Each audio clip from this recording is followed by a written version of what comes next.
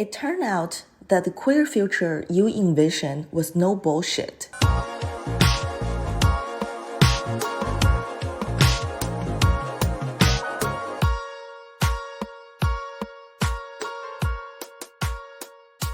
Hello, everyone, and welcome to another episode of the QT Cast, the queer and trans podcast for the Queer and Trans Research Lab, housed at the Mark S. Bonham Center for Sexual Diversity Studies at the University of Toronto. In today's special episode, you'll hear an exclusive interview with Dr. Shana Ye, who discusses her new book project, Queer Chimerica, a speculative autoethnography of the cool child, which is an exciting mix of queer theory, autoethnography, and science fiction. Stay tuned after the interview to catch Dr. Ye's sneak peek reading of an excerpt from her manuscript.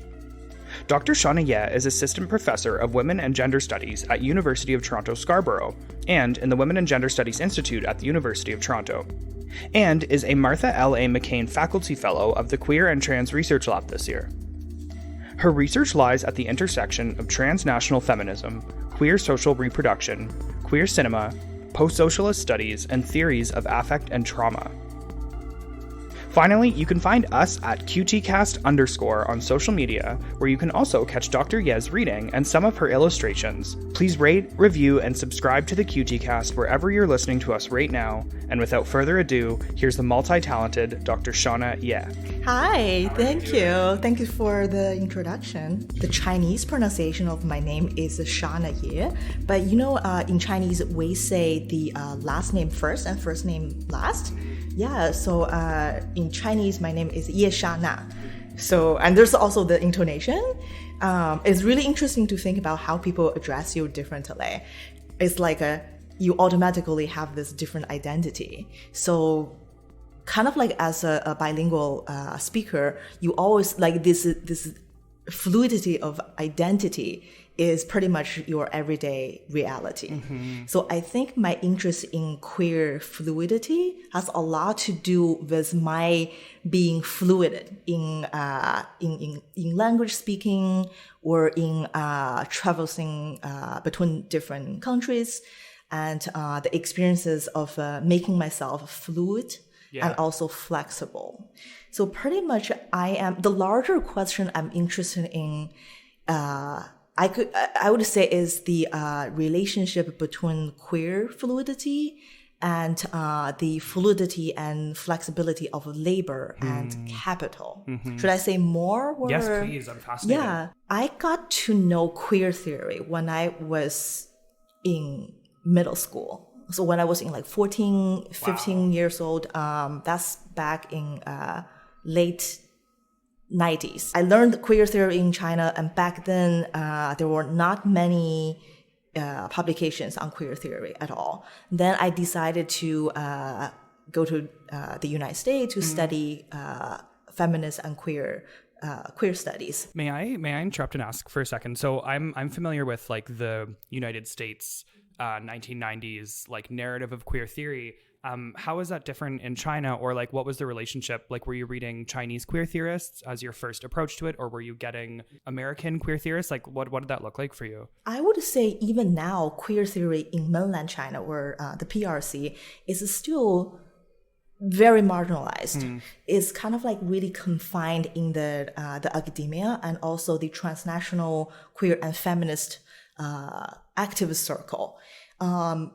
People still talk about homosexuality, LGBT, right, or the Chinese translation of so-called homosexual or gay or whatever. So 同志 literally means the comrade, this more communist lexicon. That's so interesting. Yeah, so queer is still not commonly used in China. One of the history of queer is from the show Queer as Folk. Yeah, so you see people who use the word queer, they're usually like influenced by the transnational media, right, or the transnational activists. So queer theory is still kind of like people would think, especially the history of a queer theory is tied to post-structuralism. Like, right, so people who are interested in Foucault, in Derrida, they might kind of know, or Butler, they might know queer a little bit, but I would say it's still not commonly used in China. So my first encounter with queer theory was from this anthology. It's translated by Chinese sociologist Li Yinhe. Yeah. So she got her PhD at Pittsburgh University in sociology, I believe, and she was among the first folks who translate these Western theories into Chinese. Cool. So it's an anthology. I remember the first one is Thinking Sex. And there are also some works by Butler. And back then, to me, I just feel like this is so cool. Yeah, right. Yeah. Yeah. It's such a cool, I love the word cool in the context too of like, because that's what queer theory was trying to be, right? Like it's counterculture, it's cool, it's on the edge of this kind of non-normative discourse. Yeah. But I found really interesting the affect of queer, the so-called queer, is very different. If you look at Heather Love's work, right? So Heather Love talk about, when we think about queer is something related to historical injury, right? So there's this queer living in the darkness, and we dig them out, and this type of pain is fundamental. It's at center of the LGBT or queer knowledge production here in the West. Yeah. But if you think about the transnational route of queer theory imported into China through Taiwan, especially that was a time queer as a cultural phenomenon or an identity emerged against the gay identity. So gays being, conformative and middle class, and queer is this very cheerful, useful, anti-everything, that kind of the more radical leg of totally. Yeah. And queer is translated into Chinese, literally means the cool child. That is the title of my work. Wow. So you see there's like the pond here. And I thought it was really interesting. So in the 90s, there's this this beverage from Coca-Cola. It's literally called Cooler, which is the cool child, but then the English translation is a Q, something like Q. Yeah. Interesting. Yeah. So you see all this different trajectory intertwined together, shaping the affect and the attachment, like affective attachment to the word queer in the Chinese context. Wow, my mind, there's just so many interesting avenues. This is fascinating. That's why it's so hard to write about it. There's like so much. Well, already, you have like the economic and the ideological and the way that consumption and like consumer culture factors into this. Right. I'm so excited for the work you're doing. On that note, could you tell me a little bit about, so first of all, I want to hear about your manuscript, what the title is, what it's about, how it's going. But I'm also really interested in this discourse this discussion of fluidity that you're bringing here, because I know that your manuscript also kind of defies genre boundaries. Like it's fluid in where it stands as a text. So I was wondering if you could speak to that. So I guess let's rewind a little bit, like go back to the relationship between queer fluidity and the fluidity and flexibility of labor and capital.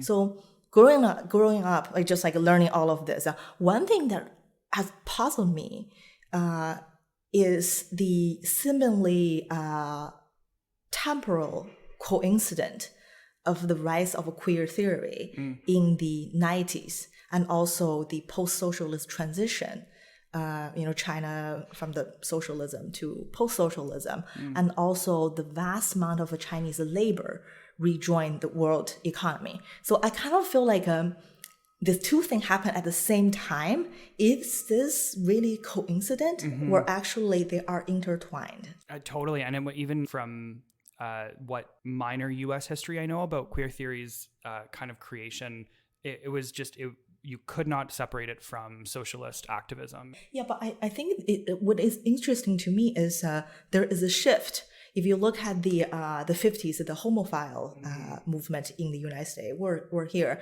and then to the 60s and then the 70s, you see this more social issue, intersectional based movement turning toward this more minority model. right? So this happened from the 50s to the 70s in the so-called West. And at the same time, I feel like in China, there's like a very similar process.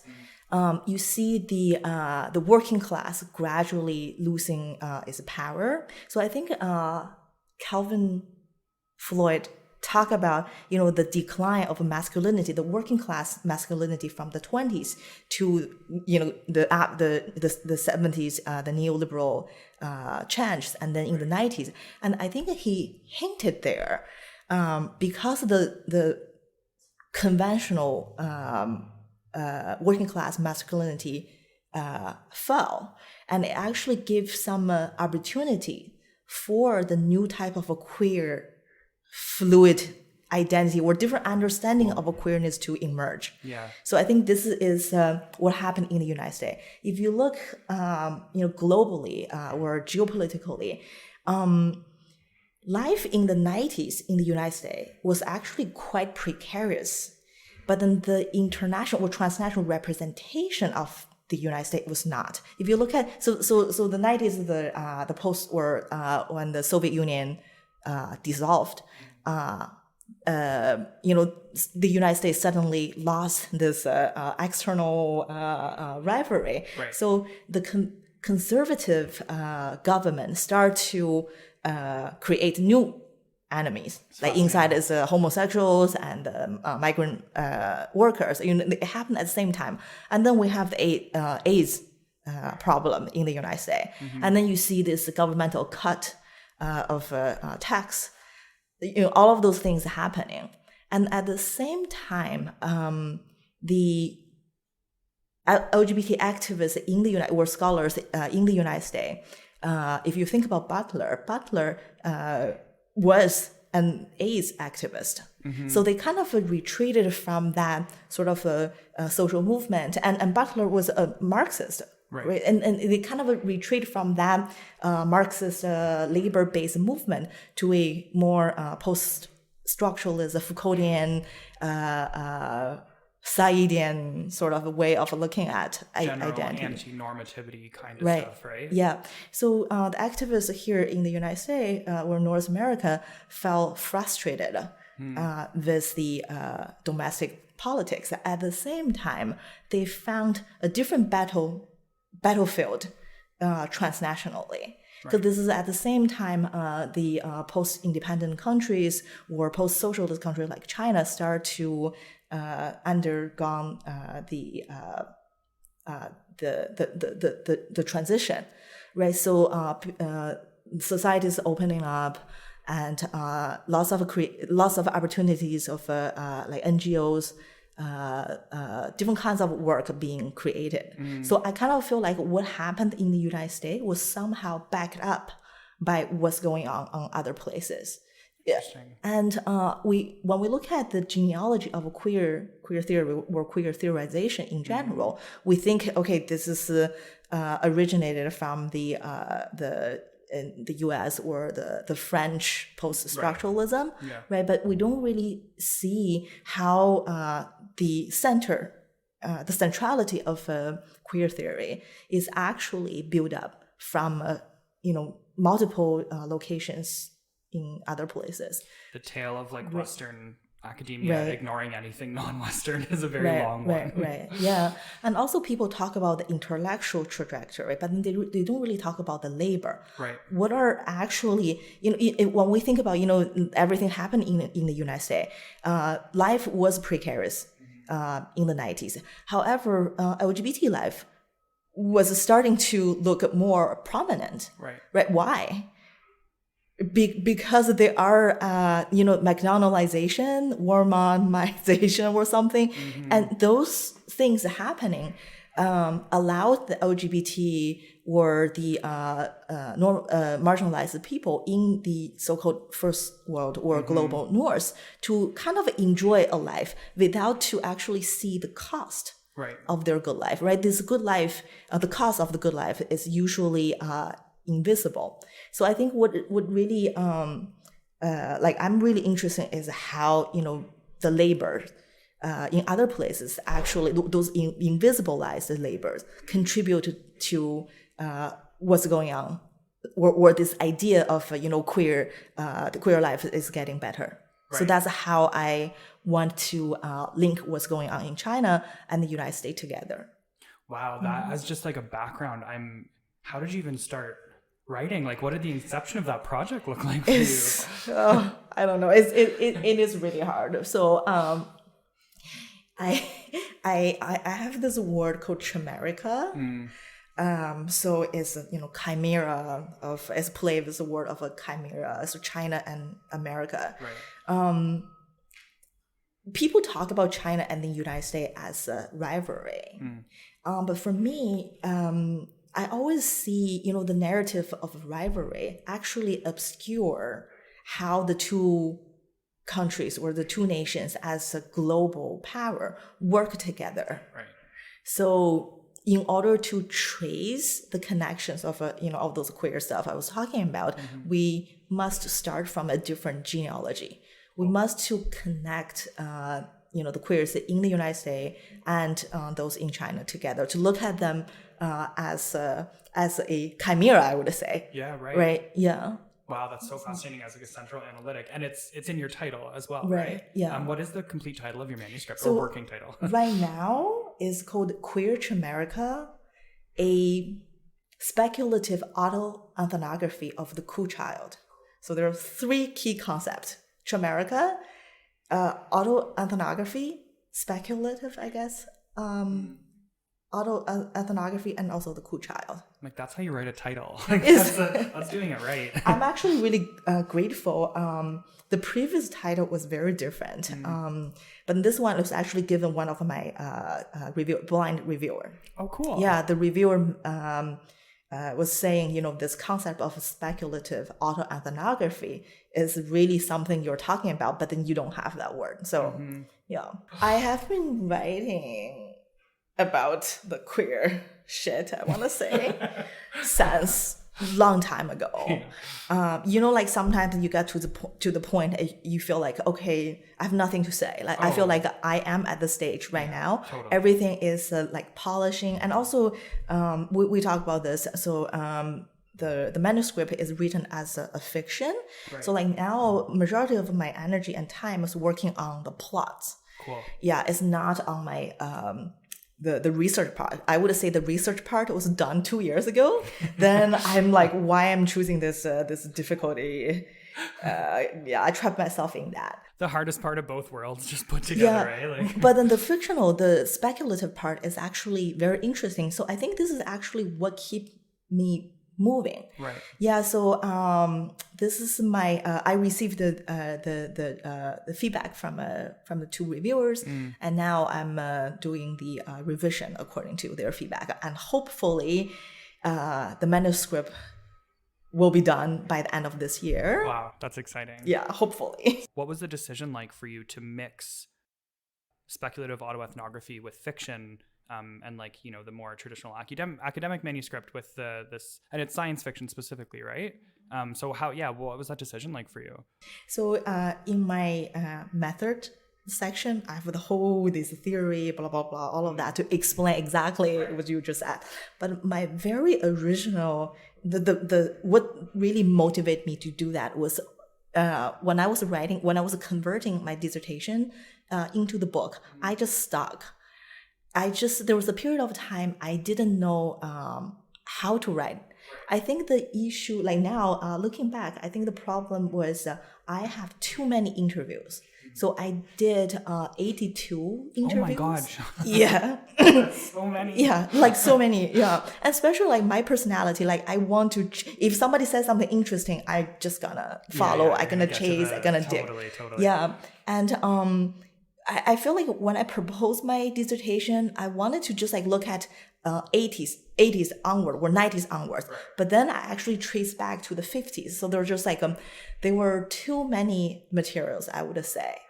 And lots of stories. So I had 82 interviews and I had 12 live, I would say like life story, something like that. And I would say all of them are great stories. I just don't know how to tell the story. So one day I suddenly thought about, what if I have one of the characters to have multiple memory? Cool. So that could be something, this person's being implanted some other people's memory that might allow me to talk about, many stories, but just one person. Then just like from there, I gradually, come to this idea, if you have other people's memory, what is going to happen to you? And how do we actually build connections?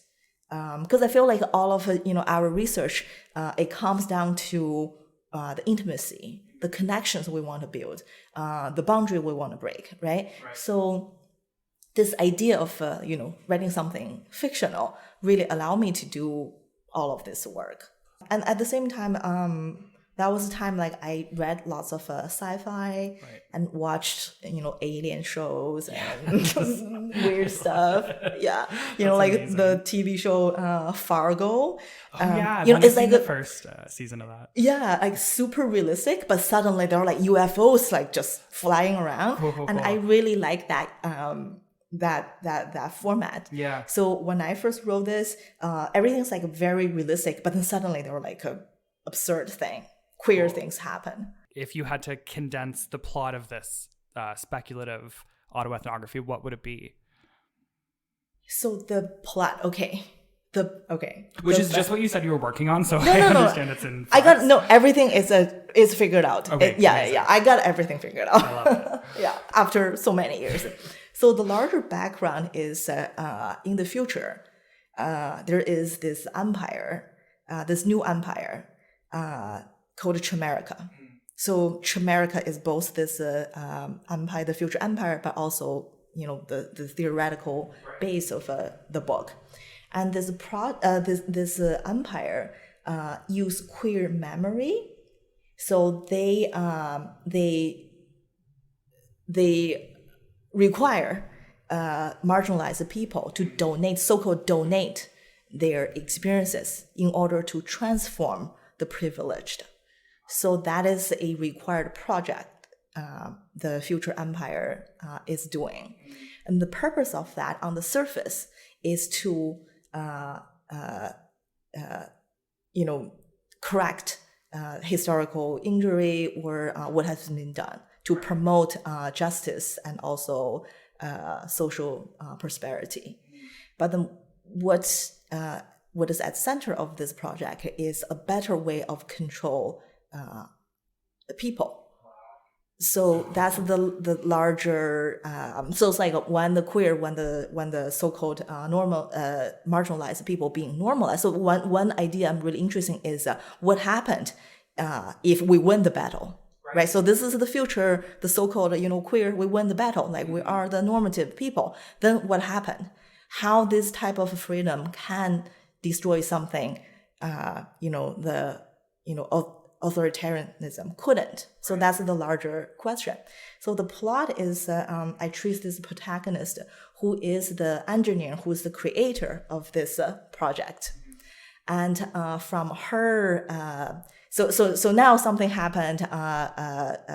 The project didn't go as they expected. So she need to fix what's going on. And through fixing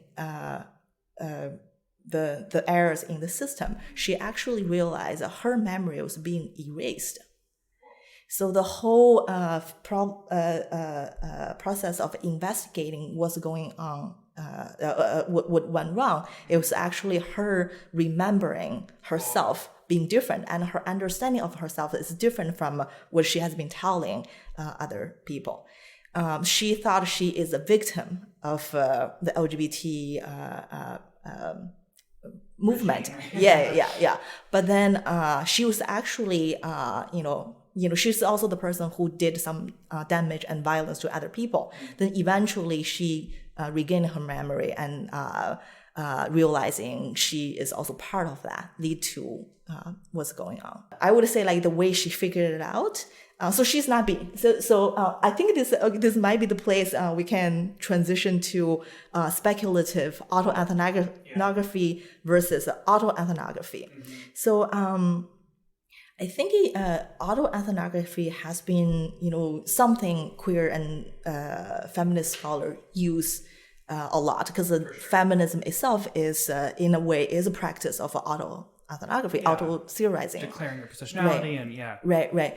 I'm very attracted to this method, but at the same time, I kind of feel like this method could, prioritize this I voice, which I really have problem with. Right. So writing this speculative autoethnography, this narrator I is actually not me, but it's somebody I know in the field. But then there is me. There is me in this whole fiction. Cool. But the me is being seen by other people. So there are multiple exchange of subjectivity. So you see something, you see this event through other people's eyes. And you also see, or I also see myself being viewed by other people. I think this allowed me to, one, become a better feminist ethnographer. I'm sure, yeah. Because, like when you write fiction, there were all kinds of things, how to build your character, how to write a compelling character, something like that. If you look at those criteria, those are actually, for me, there are useful ways to understand other people as real people. Right. Like, what is the goal? What do they want? What drives them? Yeah, absolutely. Yeah. Or what is in their purse? Right. What is in their backpack? Like we don't often pay attention to these smaller things when we conduct ethnography. The materiality of it. Right. Yeah. I've seen lots of interesting work, but one thing I kind of dislike, but I don't know how to deal with that. But that's something I kind of try to critically engage is you see lots of ethnography, and they would say this is an argument, and these are the example.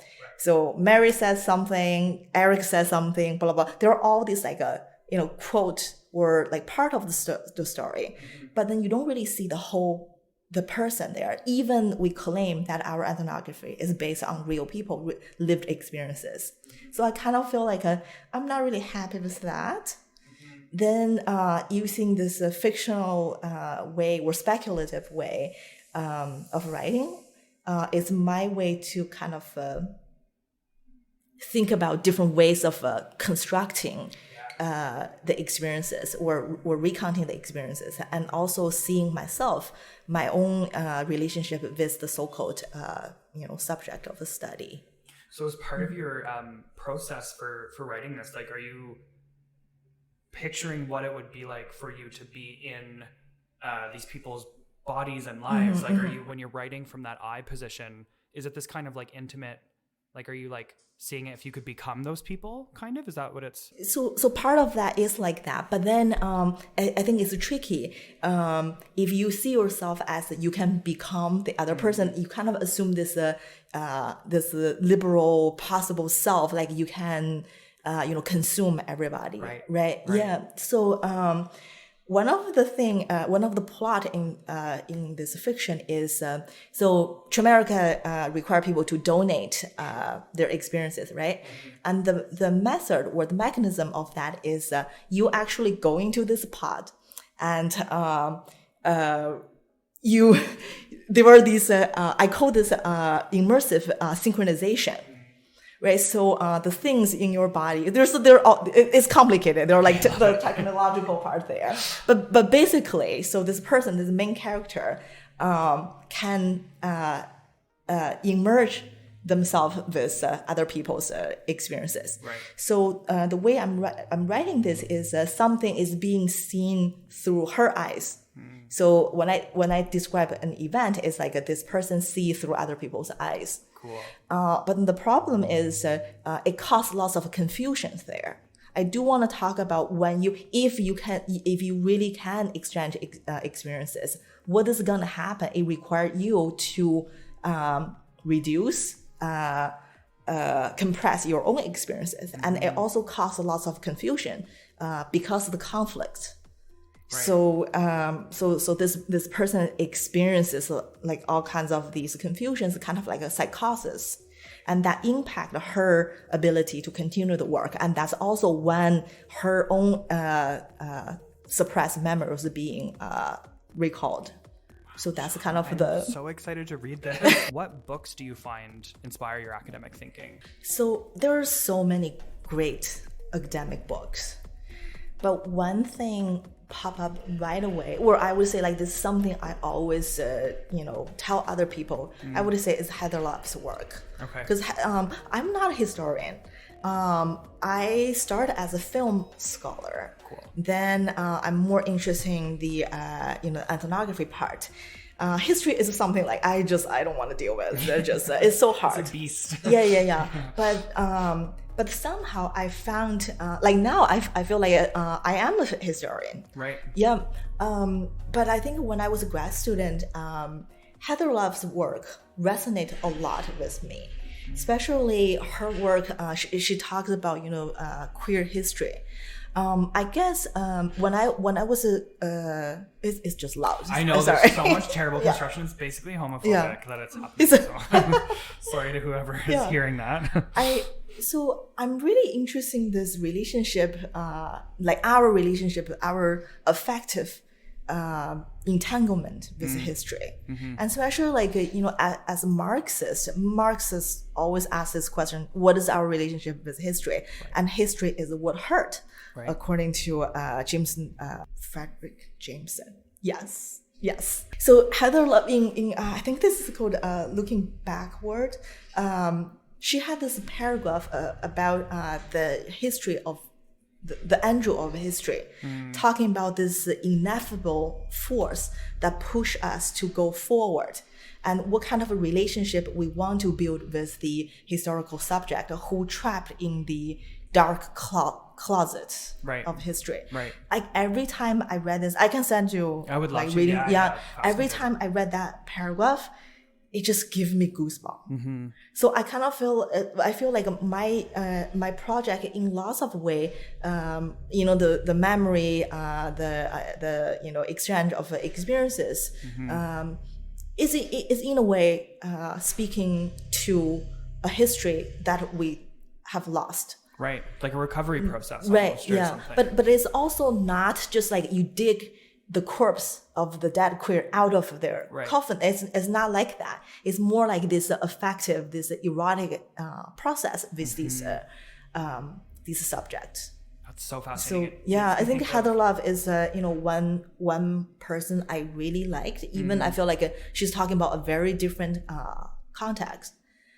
For the creative parts, so when I was a grad student, I taught a queer cinema course, and so I used Todd Haynes' work, Velvet Goldmine. Okay. So I watched that film when I was very, very young. When I was in China, this is one of the queer film available to me. But then later on, when I taught the course, so this film is about multiple imaginative history.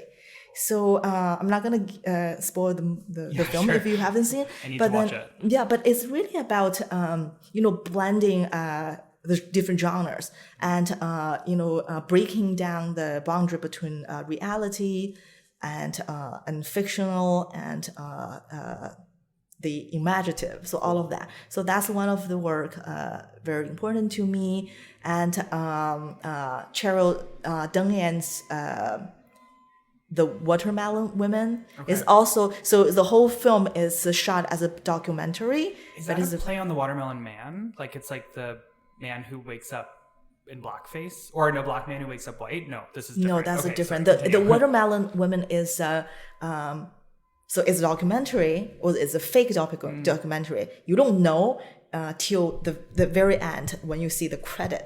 Like the whole movie is that this person saw this movie and there is a black women in this white film, and I think this woman is like she hold a watermelon. I forgot why it's called the Watermelon Woman, and the filmmaker. The whole movie is about the filmmaker trace the history of this watermelon woman, and herself is also a Black lesbian, and her entanglement with the Black history. But then in the end, if it turned out the whole documentary is fake. So she's talking about what if the history is being erased? How do we reclaim? Like, we cannot just dig the corpse out of it because there's no corpse of that. So we have to create history. So in lots of ways, this speaks to Celia Hartman's critical fabulation, right? As a way to think about the erased historical subject. So I think this work has been very influential to me. I'm going to go home and check all this out. I'm putting a syllabus together in my head right now. It's really interesting. It's fascinating. It makes me think a lot of like Sarah Ahmed's work in affect theory and like the stickiness of affect and how it moves through history and sticks to bodies. And also the Avery Gordon's ghostly matter, the murmur, the whisper. Right. So I have some plot kind of like that. So there are this main characters keep hearing noises. So it's not like ghostly haunting, but it's a different kind of distraction. That's fascinating. It's something so like dense. that. I love it. You're also an illustrator. I would like to see myself to be one. I've seen some of your illustrations, and I would call you an illustrator. Are they? So these are helping the drawings that you do are helping inspire you write your text, and like you're drawing your characters out. Is that right? Yeah. Because I think I'm a visual learner. Right. Like I have to have the scenes in my head. Right. So just like sketching these characters down or the scene down really helped a lot. Cool. Yeah. Like I have to. So each chapter has one illustration. I have to draw this picture down, then to write the chapter, and it helped a lot. I bet. As someone who suffers with writer's block, I've never tried taking that approach, and that sounds like it would be such a good way to just actually put yourself in a scene. Yeah, or like doodling. Yeah, or, right. Yeah. Like, how does this character look? Or I really like that. Are you self-taught, or kind of what's your background with that? Like, I started learning drawing and painting when I was 4. Wow. So all kinds of like oil painting, watercolor. But unfortunately, in China, you have to either choose the artistic school or a regular college or university. Right. So I had to choose the university in order, to go abroad or to do whatever I'm able to do now. Right. So giving up the artistic part was kind of like there's like always like something there. So I have been wanting to pick it up. Then this project actually gave me an opportunity to combine this two. In terms of like painting, I haven't developed my own style yet. Right. Like I can do all kinds of stuff, and I explore all kinds of genre and multimedia. But I just feel like so far I don't really have my my style. So I go back to the most basic thing, the kind of like the manga style. It's the easiest thing to draw. Like it took me like 30 minutes to just like finish one thing, and it helped my thinking a lot. That's so cool. And they do say the best way to find your own style is to mimic other styles. Right. How has your time been so far with the Queer and Trans Research Lab? It's awesome. Cool. Yeah. I love that. That's what I love to hear. Just one word. Okay, done. That's fantastic. Yeah, I think we talked about this last time. I just feel like the environment here is so supportive. Right. And especially looking at other people's projects, it gave me lots of idea. Like every time I go to a talk, we're just like chatting with folks here. It always kind of it gave me this brain. How do you call that? Brain orgy. Yeah, brain orgasm. Yeah, totally. Yeah, that kind of thing. And we don't have the hierarchies here. Right. Yeah, that's like one thing. We talked about this last time. This is the one thing I appreciate the most. Like we value undergraduate and graduate students. And people just like work together. Yeah. It's this type of and also like people all work. Even like we're kind of like linked by queer and trans studies, but then we all do different kinds of work. So much within that, right? Yeah. I totally agree. In that kind of vein of interdisciplinarity, I have two questions. The first one, if you had to redo your academic career, what other department would you be curious to be in? Should I be honest or not? Be honest, please. Or not. I mean, I do think women gender study, if I choose again, I will still choose women gender study. I like it. Yeah. But on the other hand, I have a degree in physics as well. Wow.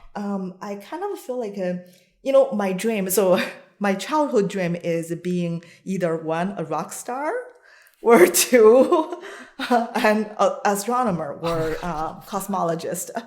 That's so cool. So Why that's not two both? of them. I mean, be a rock star astronomer is a little bit difficult. I mean, guess, you right? both work at night, so I guess And stars? There's stars involved? Yeah, there were stars. Yeah. So I wanna study cosmology or astronomy. That is so cool. Actually, it's closely linked to queer. I always think okay, this is back, I don't know. This is probably like back 10, 20 years ago. When I first learned queer theory, I feel like queer theory has a lot of similarity with quantum physics. Cool. So Please say more. They are, the principle of uncertainty. Right. The relationship between the observers and the observed. In lots of ways mirrors the post-structuralist discussion. So cool. The idea, like the double blind or double slit experiment. The idea that double slit. observation will change the outcome. That's so cool. I guess you kind of answered this, but like, if you had to redo your career outside of academia altogether, what would you choose? Oh, rock star. Yeah, there it is. See, no, but the thing is, like, I can't play any instrument. I mean, I can play, but I'm just not good at it, and I'm out of tune. So, but then, hey, seriously, I really want to be a rock star, but my style would be death metal. Yes. Because you don't need to have the tone. Scream with your voice. Oh my god, cool. I love that. Do you listen to death metal music? Not really. Like, I'm more progressive kind of person. Last couple questions. One, what do you like to do for fun? I do parkour these days, and I got injury a lot from parkour. Yeah, recently you had was it a wrist injury or? All kinds of, I just somehow sprained my shoulder 2 days ago. It's, you live with pain. Sure. And then finally, do you have any tips at this stage in your academic career as a professor and as a writer, any tips for prospective students who are looking for a queer and trans community at U of T, or just any tips for students in general?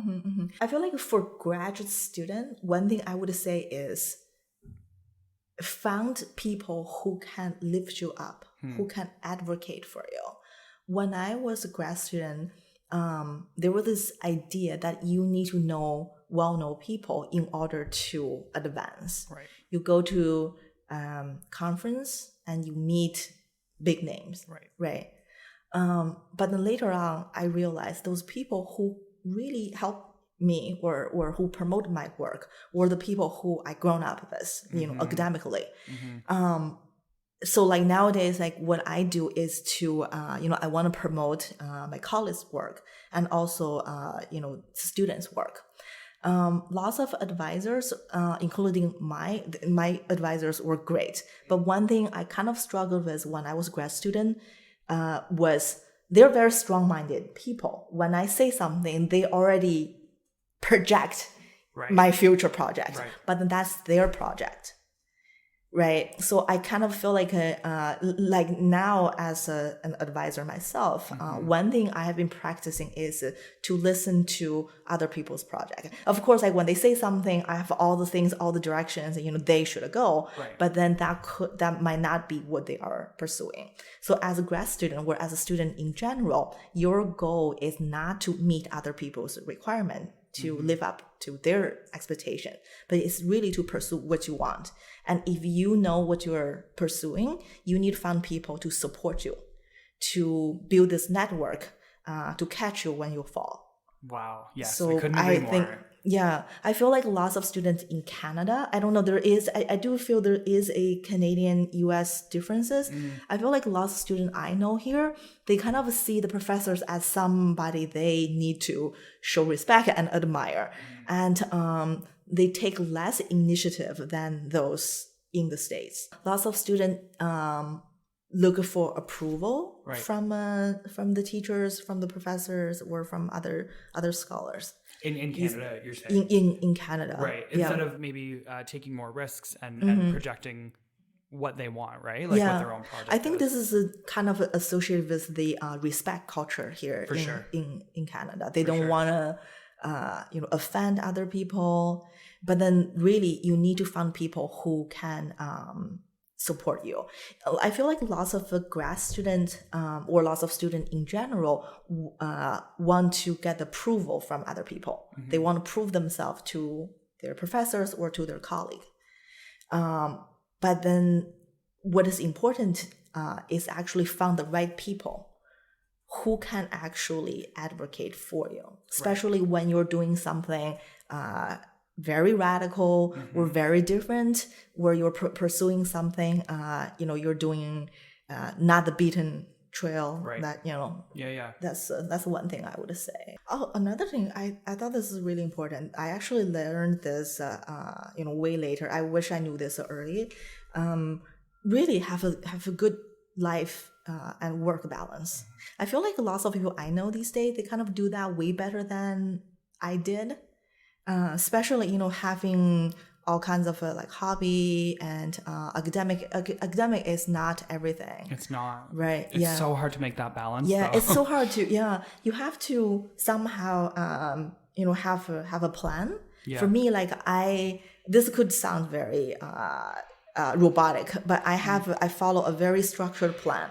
I only work from certain time to certain time. I don't work after 5. It's healthy boundaries. Yeah, It's what you have to do. Yeah. I feel like I'm constantly working to put up boundaries after they're being crossed. Yeah, I'm like, wait, no, instead of having it in advance. Yeah, but it's easy to say than done. Yeah.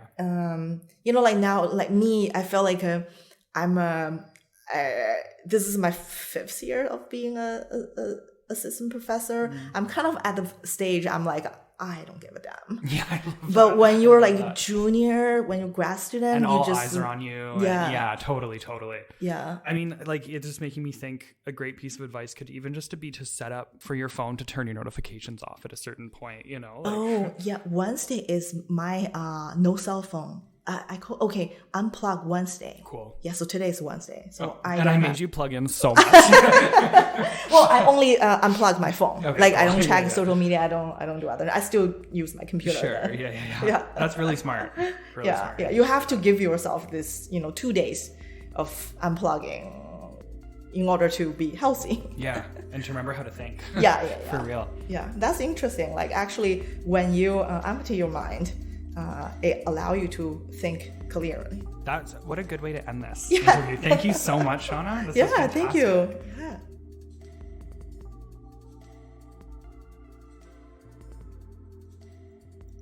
Part 1. Chimerica. They say that you could still find life beats in China.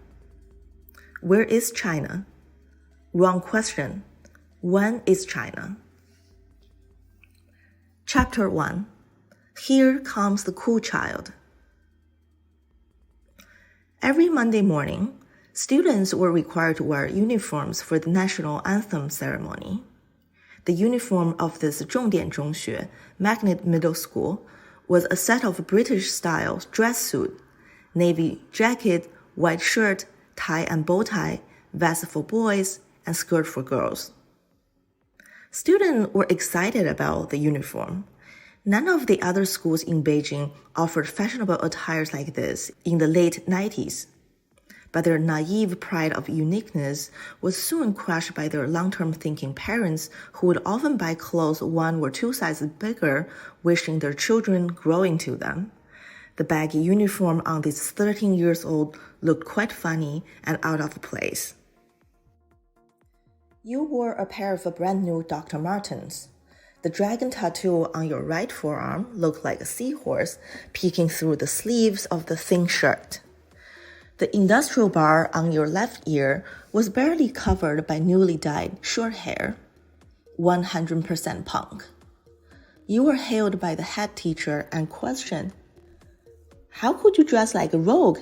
Did you dye your hair too? This is the Zhongdian middle school." You grinned and quibbled, making up whatever excuse you could. The summer sun bleached your hair, you accidentally used beer as the conditioner, or sometimes you would go a little more extreme.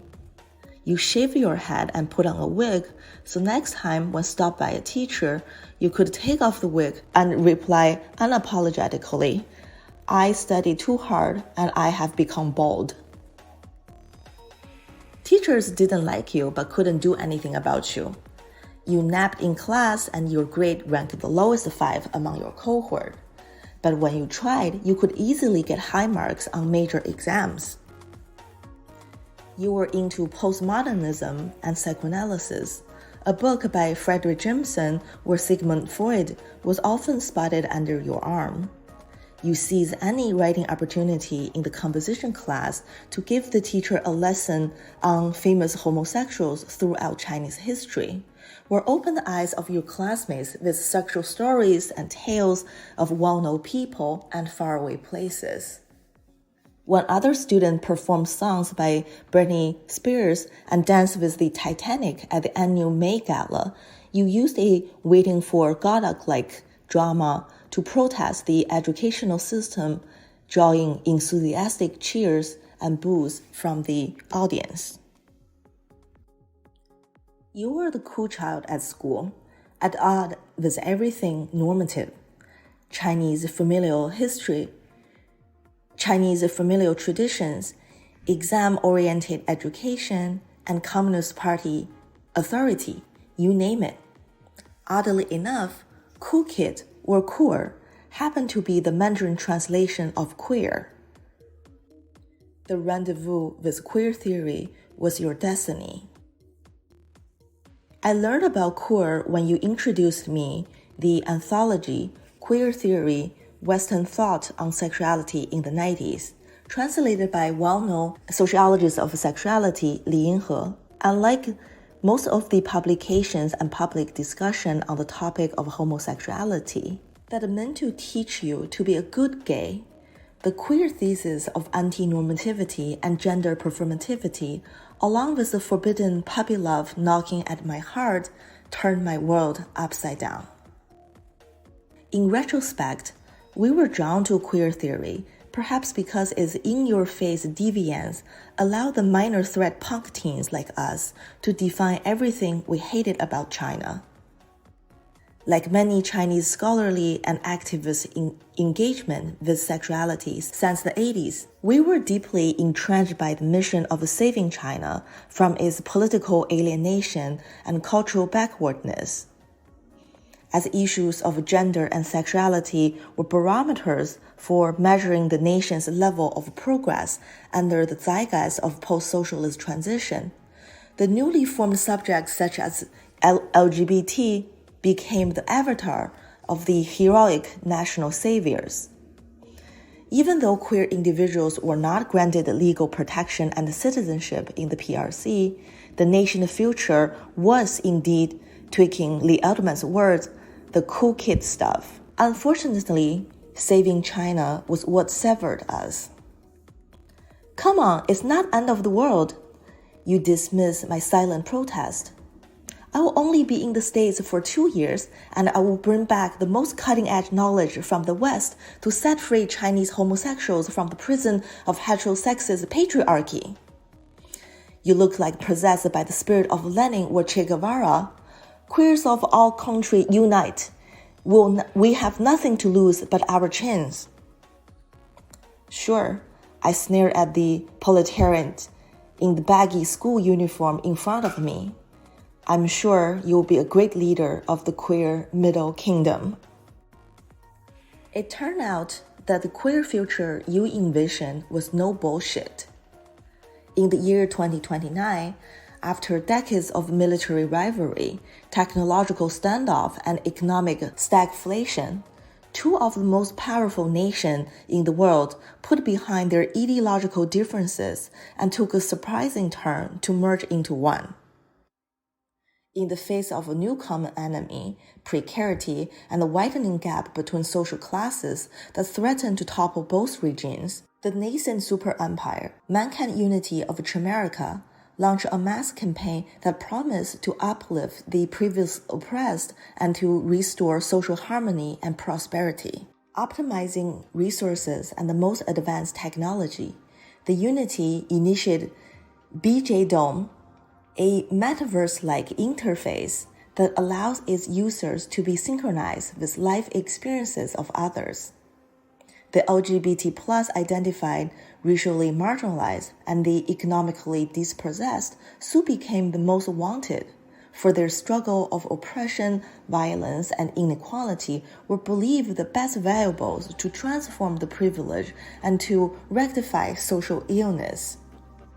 Switching on the red sun, Chimera Purple, tiny photon upconverting nanobots in the donor's body, projects memory neutrons of the donor into the interface, forming what is called life beads. After a quick trimming at the end of the blue sun, life beads are ready to be transfused to the receivers, who wait eagerly to morph into their progressive better selves. The body of the queers is now the medium of revolution and redemption, and the lived history of pain and suffering is a new drug quenching the multicultural thirst. The once deviant and despised in the old world are now the amulet shielding against any charge of racism or homophobia, admired and sought after in the parade of diversity. As the troublemakers and public threat are put on the pedestal and busy enjoying praise and cheers, no more fuss on the street. Chimerica, the perfect unity of contradictions, is proved the best model of managing precarity and resistance in a renewed world of the 21st century. Oh, by the way, did I mention I'm the creator of BJ Dome?